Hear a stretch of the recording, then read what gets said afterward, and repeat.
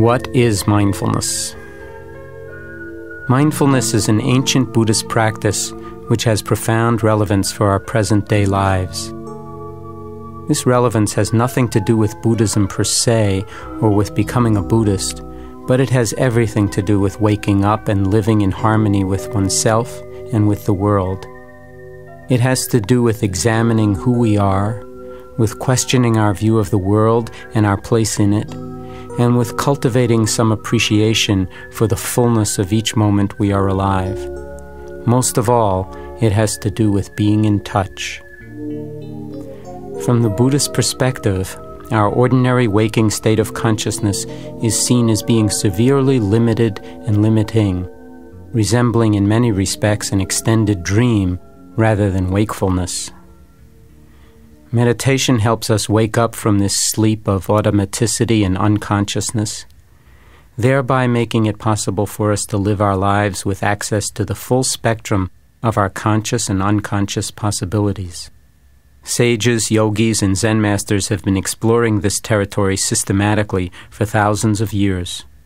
In the process, they have learned something which may now be profoundly beneficial in the West, to counterbalance our cultural orientation toward controlling and subduing nature rather than honoring that we are an intimate part of it.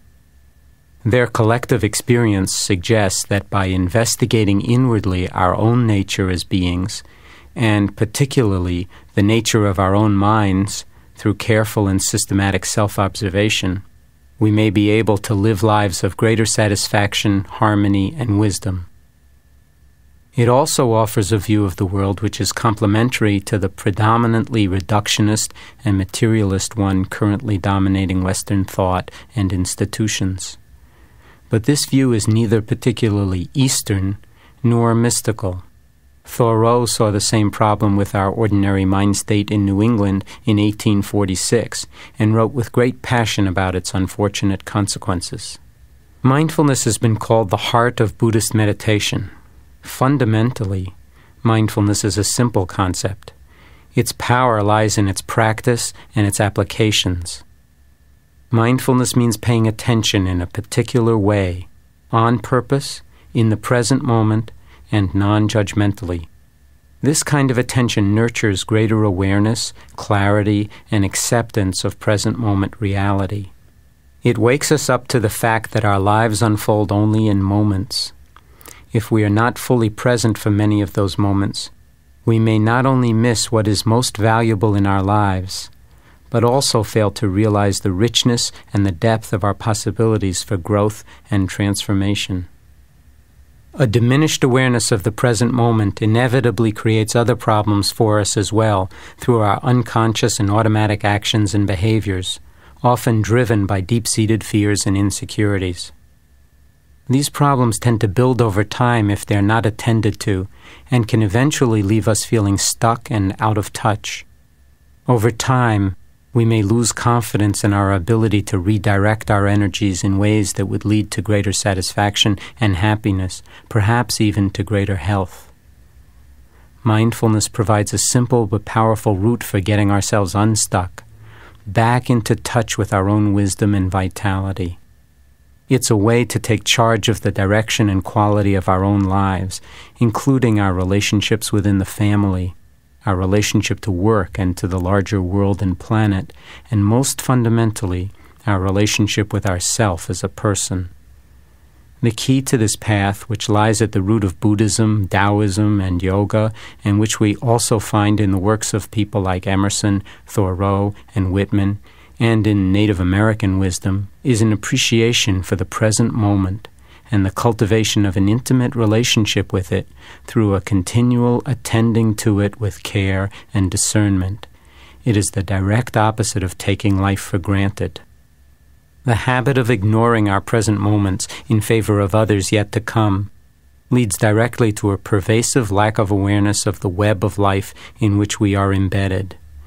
This includes a lack of awareness and understanding of our own mind and how it influences our perceptions and our actions. It severely limits our perspective on what it means to be a person and how we are connected to each other and to the world around us.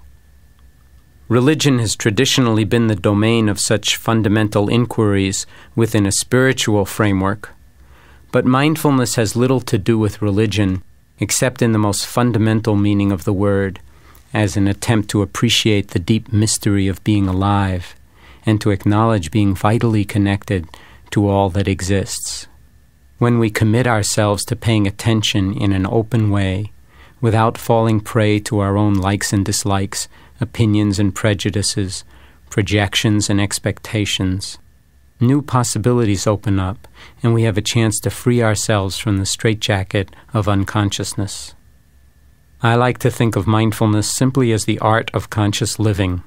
You don't have to be a Buddhist or a yogi to practice it. In fact, if you know anything about Buddhism, you will know that the most important point is to be yourself and not try to become anything that you are not already. Buddhism is fundamentally about being in touch with your own deepest nature and letting it flow out of you unimpeded. It has to do with waking up and seeing things as they are. In fact, the word Buddha simply means one who has awakened to his or her own true nature.